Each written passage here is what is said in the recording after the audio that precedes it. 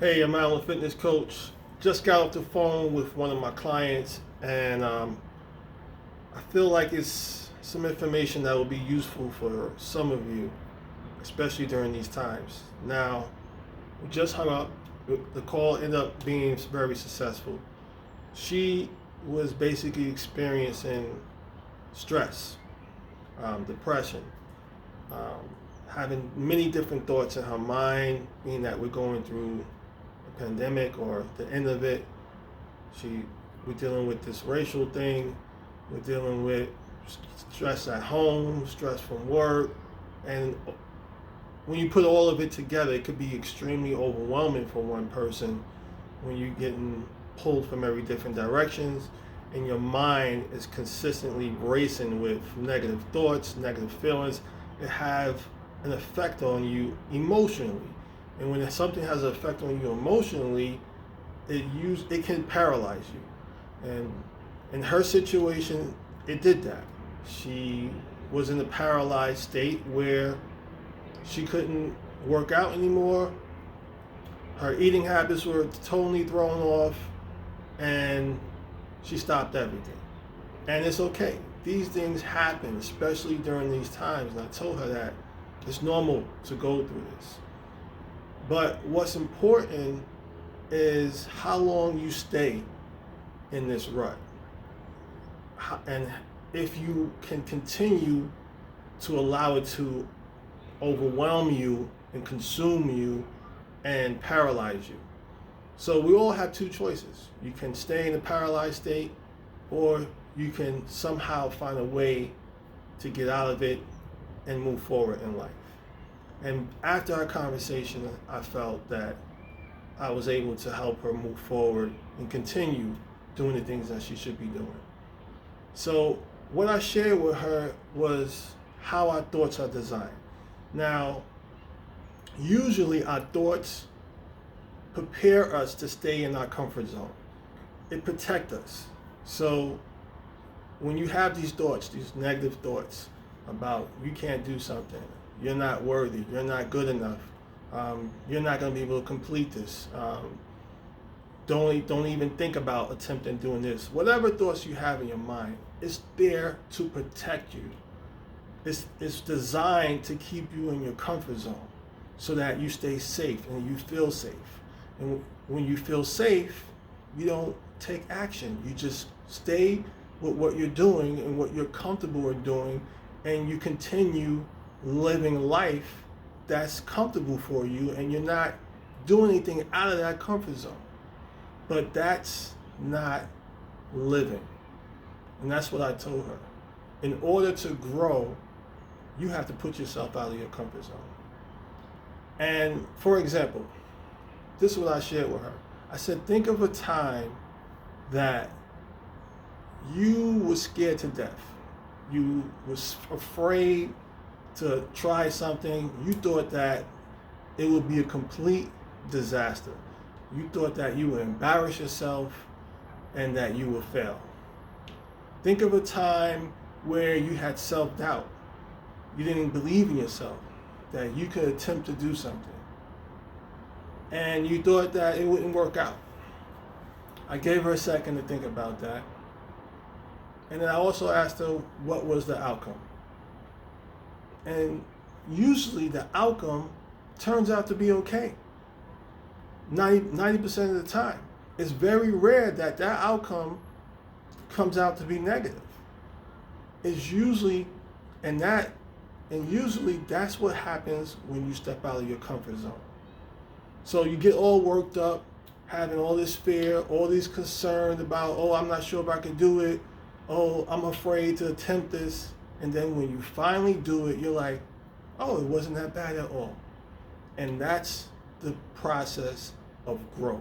Anytime you do something out of your comfort zone, anytime you do something that you're afraid of attempting to do, you are adding growth into your life. And that was the perspective I gave to her that actually lit up a light bulb for her and realized that some of the thoughts that she were having will keep her in her comfort zone. And what she needs to do is to channel her ways to get out of her comfort zone and do the things that she should be doing. You're not going to feel like working out sometimes. You're not going to feel like eating right sometimes or most of the time. But you know the end result of that is going to not be productive for you. And anytime, obviously, if you're doing things that you don't want to do or you don't feel like doing, it's adding growth into your life. So that's what I shared with her. It helped her out. And I also shared some additional tools that I can share with you today as well. Another thing that you can do is make quicker decisions. Don't allow your brain to talk you out of making decisions. Make the decision and just go with it. You can trick your mind to do things. For example, let's say you struggle with working out in the morning. One thing that you can do is put all your workout clothes on the night before, take a shower, do everything that you need to do, wake up in the morning and go work out. The clothes are already on you. And more than likely, even if you didn't want to work out, and your mind is telling you, don't go do it, forget about it today, the clothes are on you. The fact that you have to remove these clothes off is more than enough reason for that will talk you back into, no, you know what, let me just go do it. All right? So try to set yourself up in ways that you cannot fail.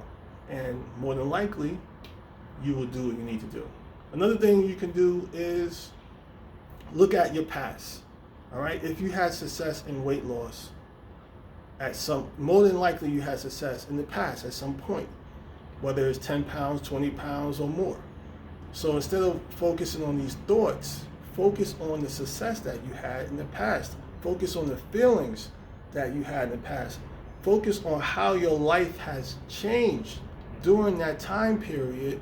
Revisit that experience so that you can now take action today so that you can go back to experiencing when you had success.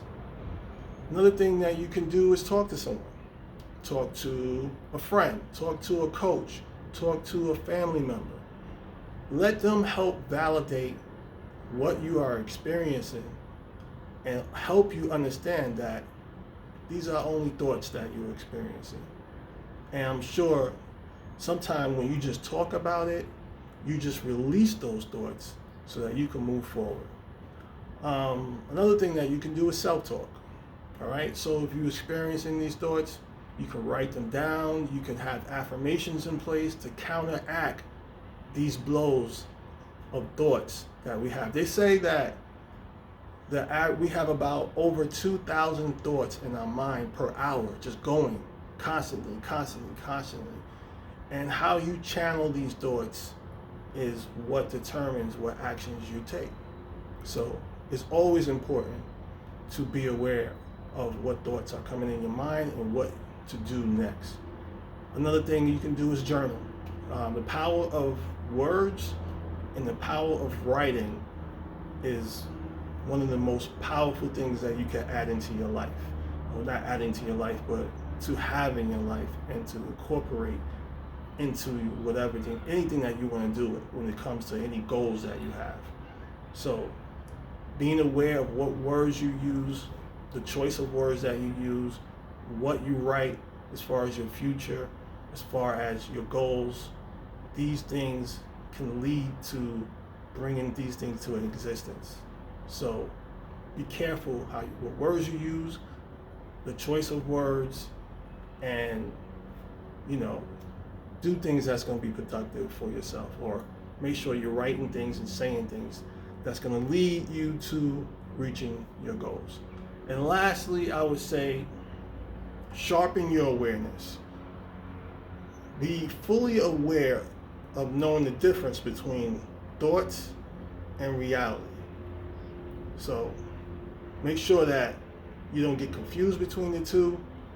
Make sure that thoughts are just thoughts and none of these thoughts are reality. So just focus on the things that are important. Be aware of the situation so that you could figure out what you should do next. Always prepare, do things that's going to set you up or bring you one step closer towards reaching your goals. All right. Hope this was helpful for you. Hope you found some tips. If any of these things resonate with you, feel free to let me know which one. Have a good day.